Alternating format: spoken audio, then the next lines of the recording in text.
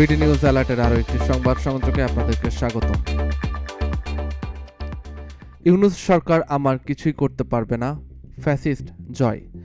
চোরের মায়ের বড় গলা কথাটি প্রবাদে থাকলেও নতুন করে আরেকটি প্রবাদ যেন তৈরি করতে যাচ্ছেন ফ্যাসিস্ট হাসিনার 5,500 খ্যাত পুত্র জয়।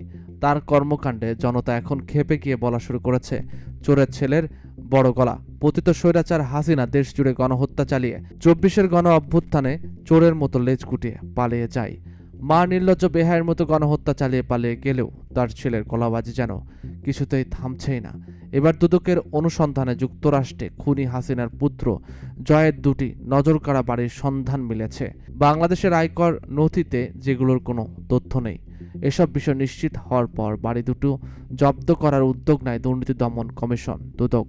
এ বিষয়টি ফ্যাসিস্ট হাসিনা পুত্র জয়ের সামনে আসার পর তা নিয়ে তার ভেরিফাইড ফেসবুক পেজে রীতিমতো বর্তমান সরকারকে চ্যালেঞ্জ করে পোস্ট করেছেন তিনি, যেখানে তিনি লিখেছেন, ইউনূসের নেতৃত্বাধীন এই অবৈধ সরকার আমার কিছুই করতে পারবে না।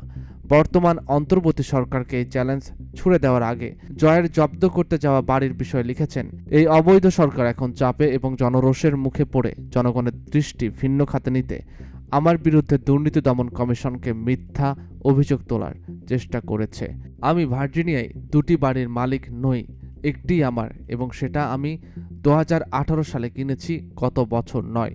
গত বছর আমার ডিভোর্স চূড়ান্ত হওয়ার পর মালিকানা শুধু আমার নামে করা হয়েছে। অন্য যে বাড়ির কথা বলা হচ্ছে সেটি ছিল আমার আগের বাড়ি, যেটা আমি বিক্রি করে এই বাড়িটি কিনেছি।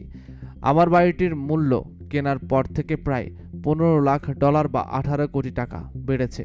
আমি বর্তমান দামে এটি কিনিনি, অনেক কম দামে নিয়েছিলাম। ফ্যাসিস্ট জয় এ সময় তার আয় অবৈধ নয় উল্লেখ করে লিখেন, আমি কোনো সরকারি কর্মচারী নই, আমি একজন আইটি উদ্যোক্তা। আমার আয় সম্পূর্ণ বৈধ, আমি এখানে কর দিয়ে বসবাস করি।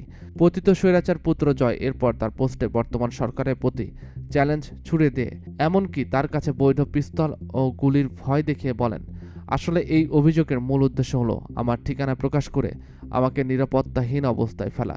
কিন্তু আমেরিকার বাস্তবতা হলো এখানে ব্যক্তিগতভাবে অস্ত্র রাখা বৈধ এবং এর গুলির কোনো সীমাবদ্ধতা নেই। তাই এসব হুমকিতে আমি ভীত নই, আমি নিজেকে রক্ষা করতে সম্পূর্ণ প্রস্তুত ও সক্ষম। আর একটা কথা, আমার বাড়ির নম্বর কিন্তু 32 নয়। ইউনূসের নেতৃত্বাধীন এই অবৈধ সরকার আমার কিছুই করতে পারবে না। ফ্যাসিস্ট হাসিনা পুত্র জয়ের এই পোস্টের পর রীতিমতো তাকে নিয়ে হাস্যরস মেতেছেন বাংলাদেশি নেটিজেনরা।